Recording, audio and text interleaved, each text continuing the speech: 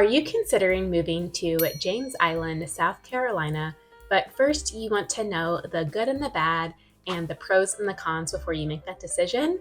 Well, if so, then stick around because that's exactly what we're going to be talking about today.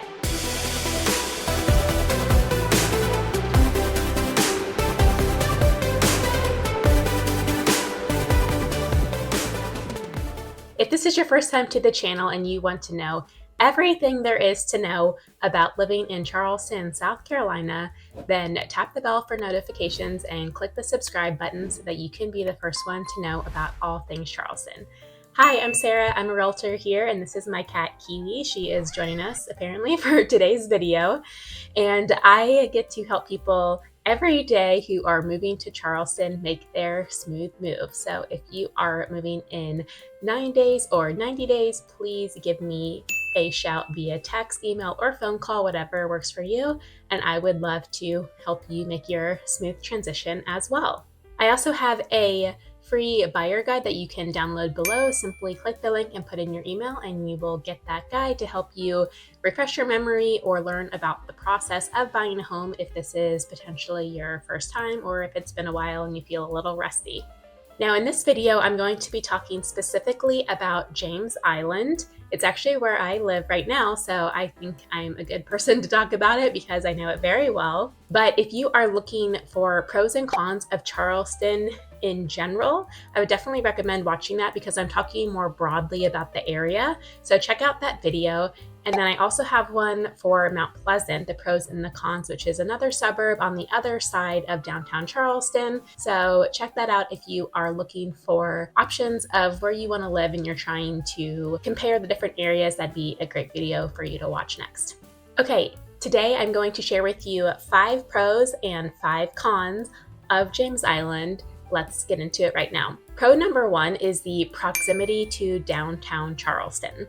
So James Island is one of the closest suburbs to downtown Charleston. If you're watching this video, you probably are familiar with downtown Charleston. It's the historic part of Charleston that people typically think of when they think of Charleston. It has the cobblestone streets and the colorful homes, and it's the oldest part of the town dating back to, the 1600s, 1700s. So there's a lot of history here. And if you're a tourist in the area, if you've ever been here to visit, it's likely the part of town that you spent the most time in. You might have even stayed down there. So downtown Charleston is a place that a lot of locals like to go as well. There's incredible restaurants, culture, nightlife, history, fun things to do. So if you want to be close to downtown, James Island is really one of the closest places that you can live. You simply get on the James Island connector, which is the bridge from downtown Charleston to James Island, and you're there. So depending on what part of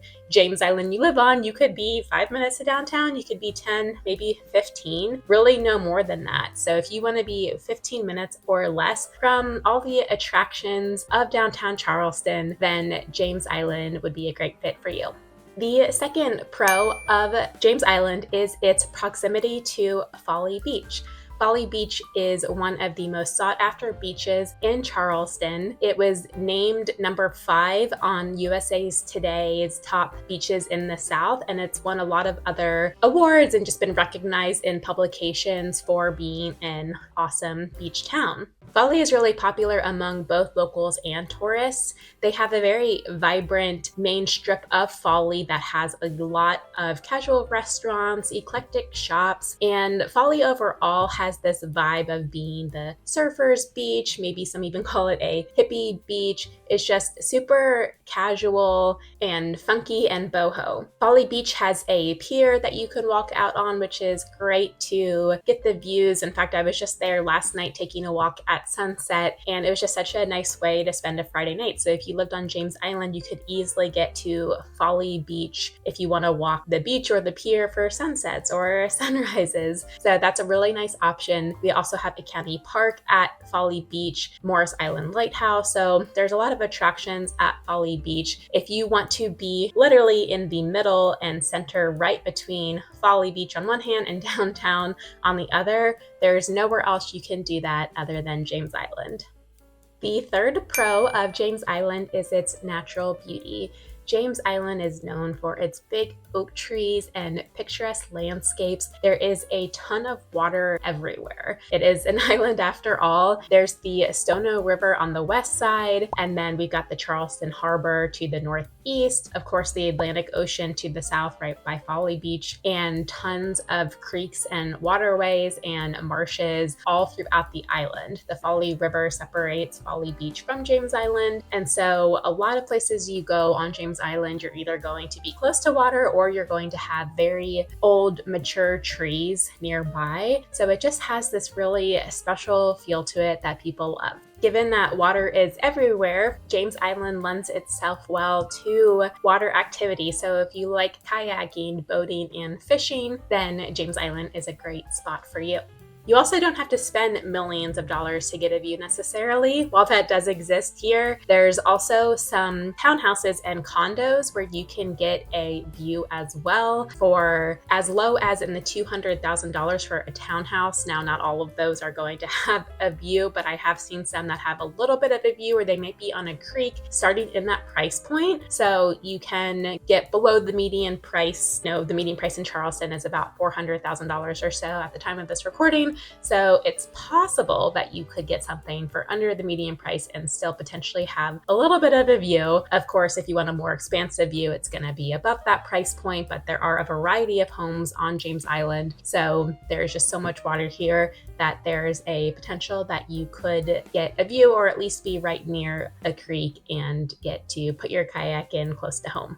The fourth pro of James Island is that it's close to family-oriented activities. There's a ton of parks, recreational facilities like a big soccer complex, and there's well-rated schools as well. So it's a great place to settle down, really no matter your age. We have the James Island County Park here, which is 643 acres. There are walking trails, an off-leash dog park, playground, a splash park in the summer, boat rentals, picnic spots, so much to do there. And around the holidays, they have the Holiday Festival of Lights, which is a huge attraction. People come from all over to visit. Over the years, it's attracted literally millions of people. It's a really fun event that goes from about mid-November through the new year. And it's just Christmas lights everywhere that you can walk through, and you can drive through these huge displays of moving lights and different themes. They also have Santa and hot chocolate and make your own s'mores and a train that you can ride to see the lights, some other games and things. So it really is a fun seasonal event that they do there. They estimate they have over 2 million lights every year for the festival. So if that sounds like fun to you, that would be something great to check out. My favorite park is actually a hidden gem. I find that most people don't know about it. In fact, I didn't know about it till I moved over to James Island, and I love parks. It's called the Peter Demeter Park, but we just call it Sunrise Park. It has these gorgeous views that are expansive. You can see the Ravenel Bridge and downtown Charleston and the Charleston Harbor across the way. You can see Fort Sumter. It's just beautiful and it's not very crowded. There's also a tiny little beach that you can walk on there. So I would highly recommend checking that out if you like hidden gems, especially for sunrises and sunsets. It's just absolutely beautiful. If you like golf, we have a really popular public golf course here called the Muni. We also have some historic sites like McLeod Plantation and the Secessionville Historic District, which is one of the sites that was a battle during the Civil War. So no matter what you like, there's something for everybody on James Island.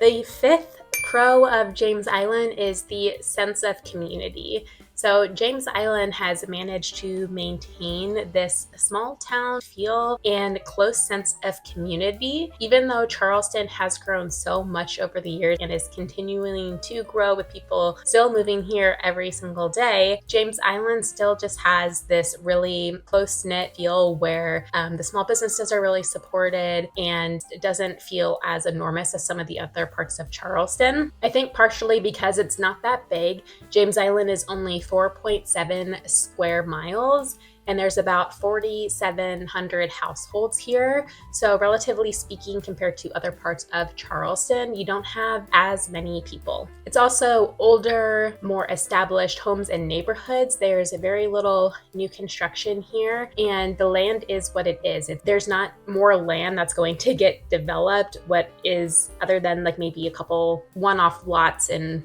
certain neighborhoods or parts of the island that they might put up a new house. There's not huge areas of land where new neighborhoods are popping up. So whatever exists here is what it is. So if you are worried about other parts of Charleston that are still continuing to grow and possibly getting overbuilt, you don't have to worry about that on James Island because there's just nowhere else to go. While we're on the topic of community and local businesses, I wanted to mention some of my favorites and some of the hot spots here on James Island. This is not an exhaustive list, but it's some places that you can check out if you're coming here for a visit. The Riverland Terrace neighborhood, which is in the northwestern part of James Island, is super popular. It's an older neighborhood, and if you live over there, you'd be able to walk to bars, restaurants, and shops.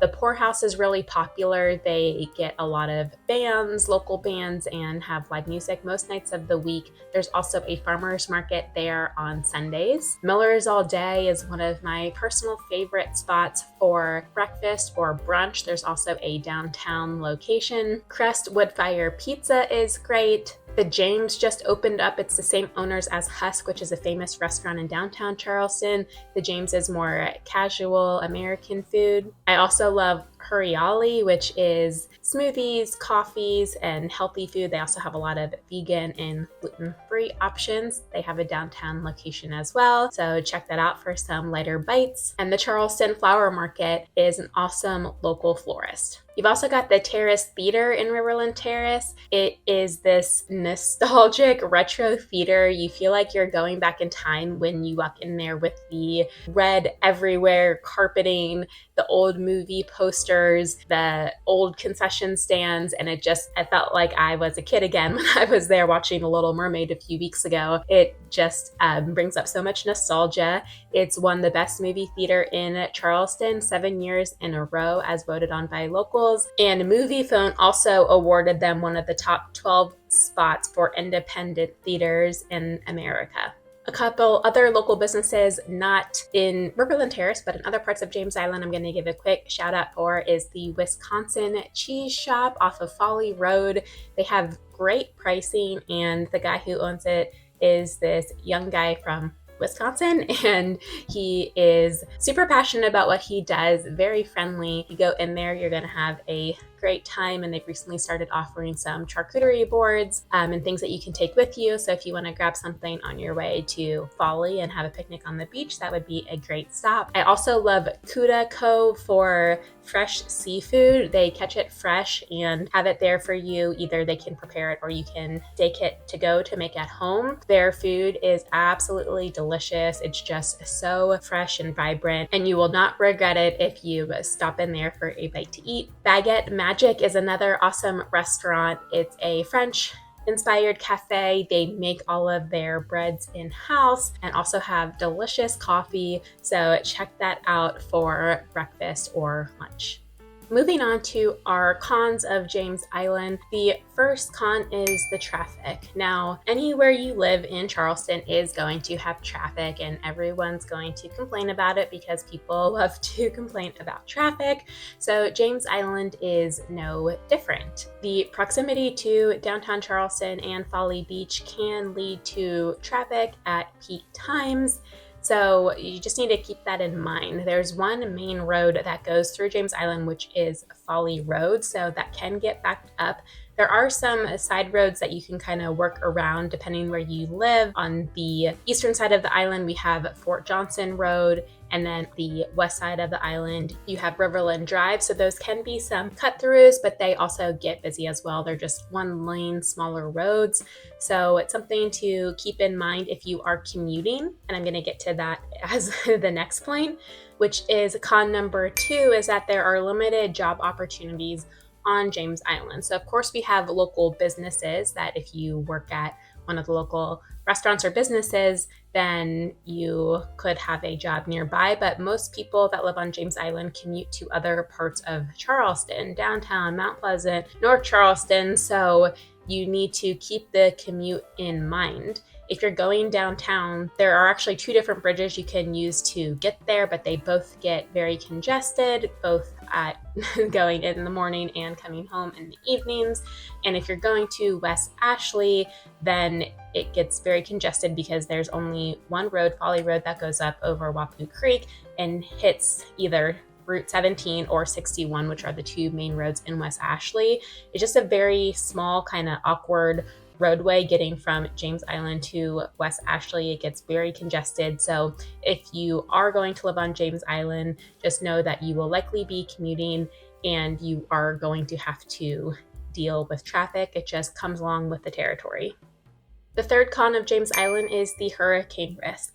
Now, anywhere in Charleston that you live is going to have a risk of hurricanes. Even further inland, it can flood and still get bad winds. So you're not immune to it, even if you live somewhere like out in Somerville. However, typically it is worse, of course, the closer you get to the coast. And as I talked about earlier, James Island is full of water and creeks. So you are likely going to be very close to water, and you are likely going to be in one of the higher flood zones. So we have different flood zones here. I'm not going to name all of them, but half of them require flood insurance if you're getting a mortgage loan. And so it's something to keep in mind that that would be an extra monthly expense that you are required to pay when you buy a house here. And overall, it is just a little bit more of a risk to be closer to the water and to the coastline when you live in an area that is so prone to hurricanes and tropical storms. So that's just something to be aware of. I personally would prefer hurricanes to any other natural weather disaster because you know that they're coming. You usually have at least a few days of a heads up if it's going to be bad and you need to get out of town, versus other types of inclement weather that can just pop up out of the blue. So I kind of personally prefer hurricanes. If I had to pick one natural disaster area to live in, no matter where in the world you live, there's going to be natural disasters, be it wildfires, blizzards, tornadoes, etc. So you kind of just have to go with whatever you feel the most comfortable as far as what you can prepare for and what the costs are for you to live in that area. Speaking of cost, that leads us to con number 4, which is the cost of living. Now, that's something I mentioned in the other pros and cons video of Charleston at large, is the cost of living here. James Island is no different.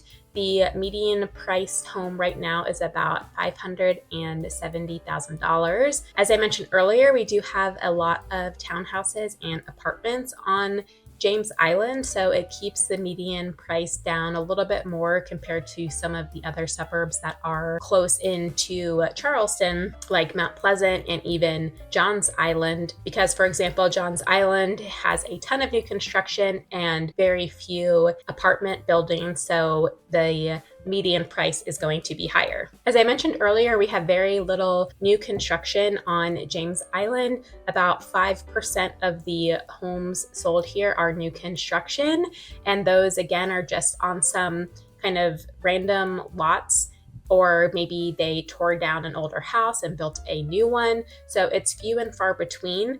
If you're looking for new construction, it's very unlikely that you're going to find that on James Island. A lot of the homes have been here for 30, 40, 50 years. So if you like that established feel, if you like maybe an old one-story ranch home that's been updated, then James Island has a lot of those. If you are looking to move to James Island soon, right now, we do have very limited inventory, which is the case everywhere in Charleston, but James Island is lower than almost all other areas. There's less than a month. There's actually 0.8 months of inventory on James Island.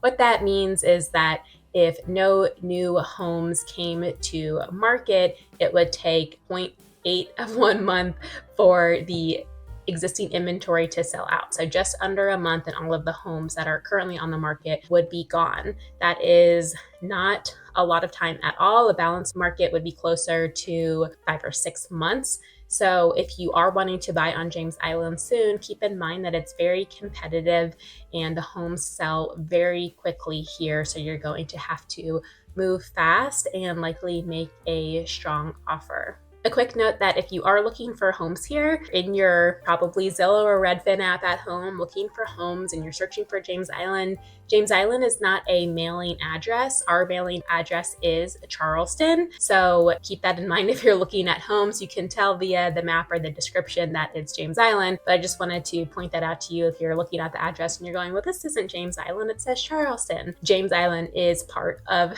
Charleston County and the mailing address is going to be Charleston.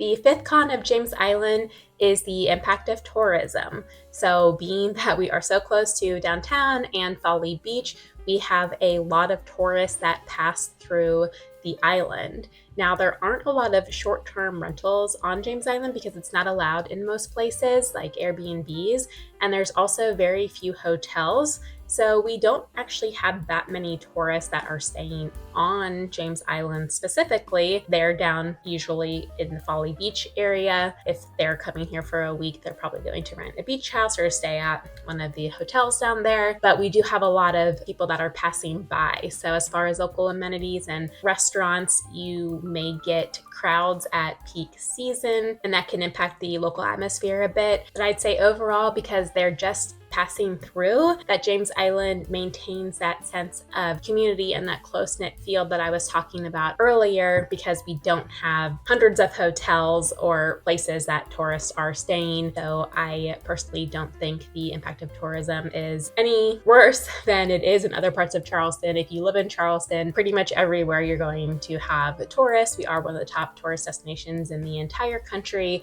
So that's just something that you're going to have to be aware of if you decide to move here. That wraps up our 5 pros and 5 cons for James Island. If you found this video helpful, please like it, hit the subscribe button, and leave a comment below to share your thoughts. Remember, you can also download my free buyer guide below, as well as sign up for my weekly Charleston Insider newsletter. The newsletter is packed full of upcoming events, fun facts about Charleston, news, local business spotlights, and all kinds of other goodies that all my subscribers say that they love and appreciate getting in their inbox every Thursday morning. So if you would like to learn more about Charleston, that's a great free resource for you. There's a link in the description below where you can sign up for that. Thanks so much for watching, and I'll see you in the next video.